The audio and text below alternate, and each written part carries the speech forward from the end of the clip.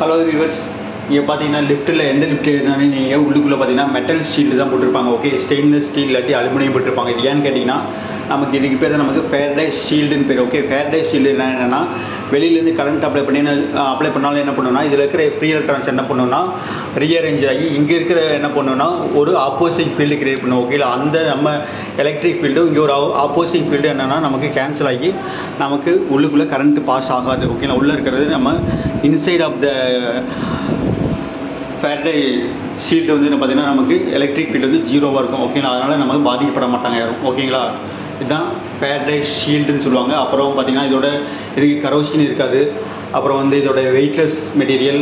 அப்புறம் இம்மீடியட்டாக நம்ம சேஞ்ச் பண்ணிக்கலாம். ஓகேங்களா, இந்த மாதிரி நிறைய பெனிஃபிட்ஸ் இருக்குது, சேஃப்டி பர்பஸ் இருக்குது. ஓகே, அதனால தான் எல்லா லிஃப்ட்லேயும் இந்த மாதிரி நமக்கு சுற்றிலும் இது இருக்குது. ஓகே,